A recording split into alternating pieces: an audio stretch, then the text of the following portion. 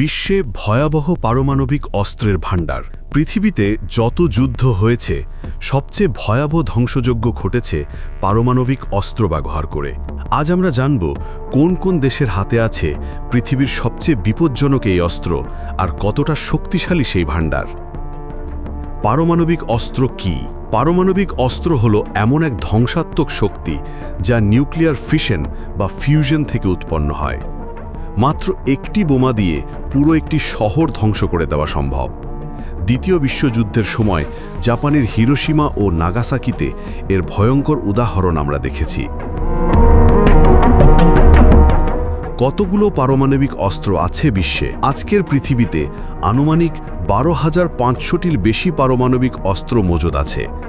এর মধ্যে 90% বেশি রয়েছে শুধু দুটি দেশের হাতে, রাশিয়া ও যুক্তরাষ্ট্র। রাশিয়া বর্তমানে সবচেয়ে বেশি পারমাণবিক অস্ত্র আছে রাশিয়ার হাতে। প্রায় 6000টির বেশি ওয়ারহেড মজুদ আছে তাদের। এগুলোর মধ্যে অনেকগুলো তাৎক্ষণিক ব্যবহারের জন্য প্রস্তুত। যুক্তরাষ্ট্র দ্বিতীয় অবস্থানে রয়েছে যুক্তরাষ্ট্র। তাদের হাতে আছে প্রায় 5200টির মতো ওয়ারহেড। ঠান্ডা যুদ্ধের সময় এই দুই দেশ পারমাণবিক প্রতিযোগিতায় নেমেছিল, যার প্রতিধ্বনি এখনও বিশ্বে শোনা যায়। চীনের হাতে আছে প্রায় 400টির মতো পারমাণবিক অস্ত্র। সাম্প্রতিক বছরগুলিতে চীন তাদের অস্ত্র ভাণ্ডার দ্রুত বাড়াচ্ছে।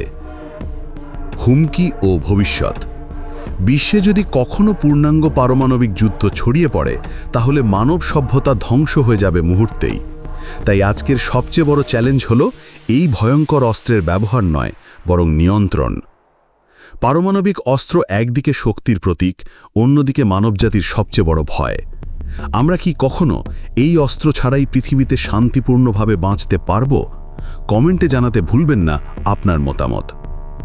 ভিডিওটি ভালো লাগলে লাইক, শেয়ার এবং সাবস্ক্রাইব করতে ভুলবেন না।